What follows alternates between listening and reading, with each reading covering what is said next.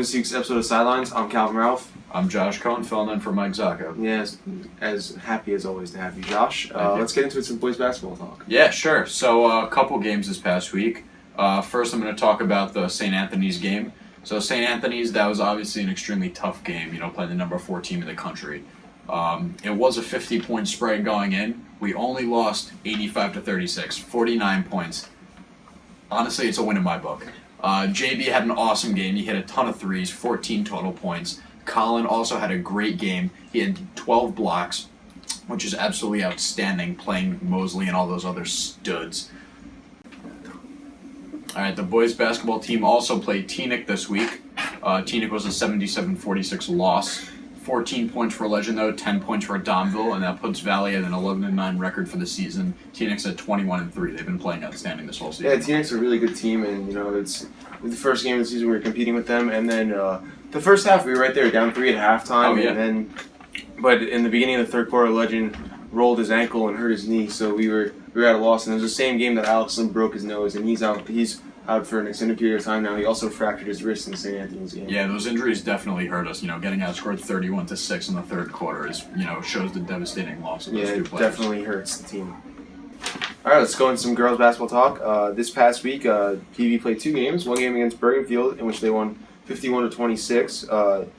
Brianna Wong had 11 points. Kelly Petro had 9 points, and the PV won 51-26. After a slow start in the first quarter, only winning 6-5, they played a great defensive second quarter, winning the second quarter 18-0. Yeah, that's awesome. When you can hold your opponent to no points in a quarter, that just shows a defensive effort. Really good defense. Second game this week, Pass Valley lost to Teaneck 65-48. Lindsay Rhodey had 10 points, Kelly Petro had 14, and Brianna Wong had 10. Earlier this season, the girls team had upset Teaneck, and when Teaneck was the number 1 team in North Jersey, so you can see that the league is very tough, and anyone can win or lose any night, so that's very important. I think from the boys and girls side, for Teaneck, they're definitely a tough opponent on both ends. They're definitely one of the best teams in the county. 100%. Let's head over to Bob Reno with some Bob Reno talks this week.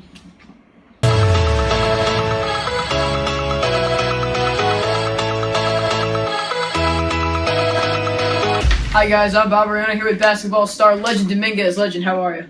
Good, how are you? Doing great. Okay, first question. What was it like to play such a competitive and energetic team in St. Anthony's? It was definitely a great experience. They were huge. They were fast. It was a good way. It was a good way to see how we could compete with them. Yeah. So, what was the attitude like going into the locker room for the game? We were definitely a little jittery, knowing that they were going to walk in. They're a very good team, obviously, and I thought we held our own pretty well during the game. How much preparation did did the team do as a whole in order to get ready for the game? We prepared for them like we prepare for any other team. We saw their tendencies. We learned what they like to do and what they don't like to do, and yeah, I thought we prepared pretty well. So the season is almost complete. Looking back at it as of right now, what is your favorite moment?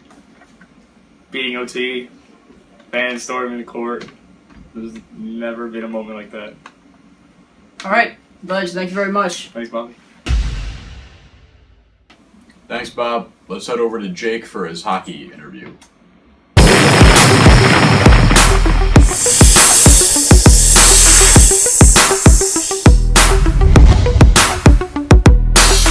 Thanks, guys. So we're here with Trent Shanley. So Trent, first off, nice job picking up the win on Friday night.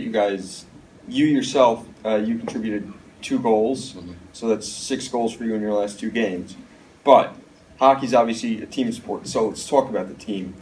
How did it feel to, play in an outdoor game as your last game of the season, but also, and probably more importantly, to get the win in your last game of the season? It was really special to me and the whole team, especially for the seniors. The emotion at the end of the game is, last outing for the seniors. Some got really emotional. I'm really gonna miss them next year. It's been a blast playing with them. And so obviously you guys are graduating 7 seniors this year. Next year it's you, Austin Matisich, Luke Sioka, Steve Brennan, and AJ Helfenbein as the upperclassmen.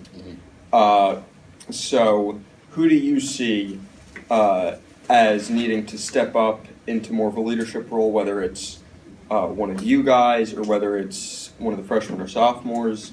I definitely see freshman forward Aiden Tuffy stepping up. You know, he's a really good player. I think he can contribute a lot to us next year, as well as 2 freshman defensemen, Alex Sullivan and James Robinson. They've shown promise to us this year, and they're going to be really good for us in the years coming. All right, thank you. Thank you. In addition to Trent Shanley, we've got another star varsity hockey player, Evan Brignola. So, Evan, obviously, you guys played in your last game of the season on Saturday night, outdoors against Passaic Valley, beating them 6-2. First, let's start with that game. Going into that game, obviously, you being a senior, I assume you wanted to end your Valley career with a win. Of course. I mean, it was amazing to play outdoors, but you obviously want to end your 4 years on a good note. So going to that game, I mean, we played it just as any other game. We didn't go in there lighthearted. We wanted to win. What stands out in your mind as your top moment from the season? Well, there were a couple. I mean, we had a really tough couple close games against tough teams. I mean, the holiday tournament was fun, even though we came out with a couple losses, but that was fun. Honestly, just memories with my teammates were all great. Probably one of the memories that sticks out to me is scoring my first varsity goal, which was good against Santa Fe, but it took a little while, but finally came and Better than not getting it. yeah. Oh. But a couple players that also did well was Trent. Trent had a breakout year, so looking for more of him next year. And now, obviously, you being a senior, it was your last game. Tell me about the emotion going into that game. I mean, it was almost like And after the game. yeah, it was almost like bittersweet going into the game. I mean, just knowing that that's the last time you'll be able to put on that jersey and go out there and play for your team and your school kind of was depressing. But I went in there like any other game, so all the seniors wanted to win.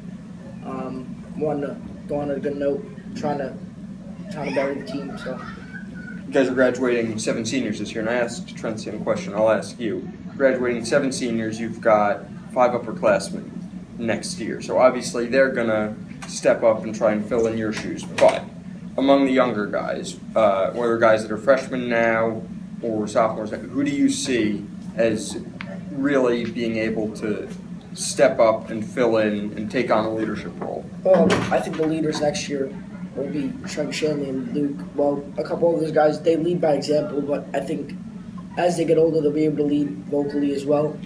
Trent had an amazing year this year. He really took charge with the way he played. Luke can bring his game to even another level, and he knows that he can do it even better than he did this year. He's a fast skater with a lot of skill. And believe it or not, Aiden Tuffy, who's a freshman, is going to have to really step his game up because he had a really good year for a freshman, and he can even do more wonders as a sophomore. So, All right. hopefully, we can get those guys. Thank you. Thanks, Jake, for the good hockey insight and interview. Let's get over to Athlete League with our very own Josh Cohn. That's right.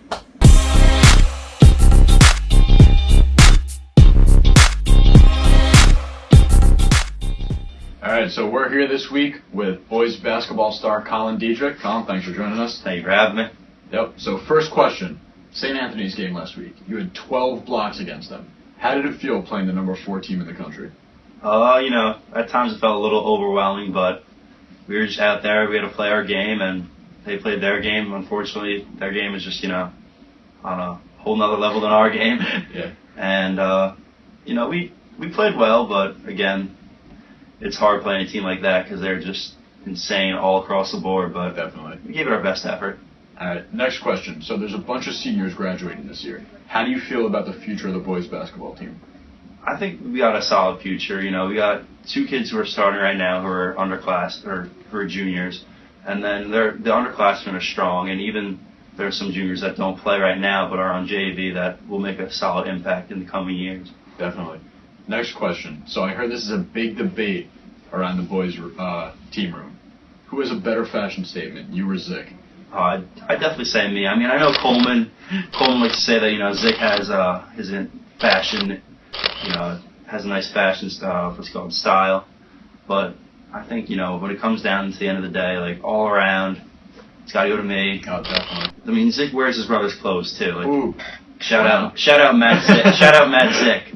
I know Eric wears your clothes. It's whatever. But like for all I know, Eric's mom could dress him in the morning. Like, Wow. at least I dress myself. Wow. That's a shot at Eric Ziccarelli right there. Yeah, let me know. Let me know when you pick out your own outfits, Eric. Final question. You just won the most athletic superlative. Anything you want to say to the fans who voted for you? Thank you very much. I do it for you guys. Without you guys, I am nothing. You're always at my games, supporting me, cheering me on, and sometimes when the going gets tough, you guys really just bring me through, and I appreciate it. And this award's for you guys. Thank you. Colin, thanks for being on the show. No problem. Thank you for having me. Yep.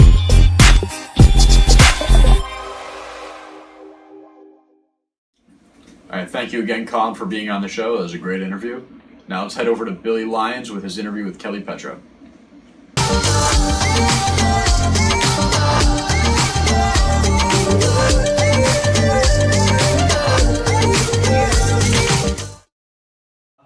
Billy Lyons here, and I'm talking with sophomore PV girls basketball player Kelly Petro.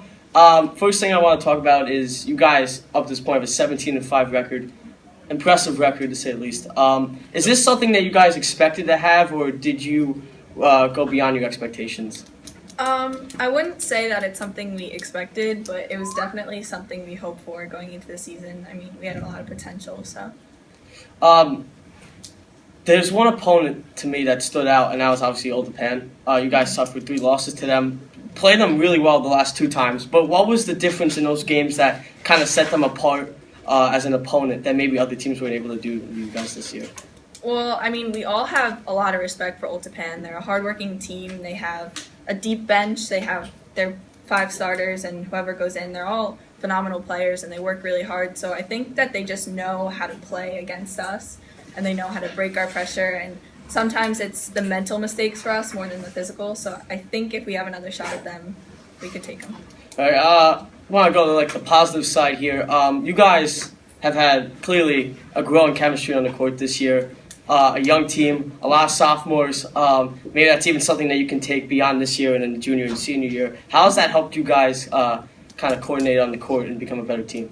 Well, I mean, as any team, like as the season goes on, you get closer, you play better as a team on the court. So I think that's definitely a plus. And as cliche as it sounds, we're like a family. I spend so much time with them.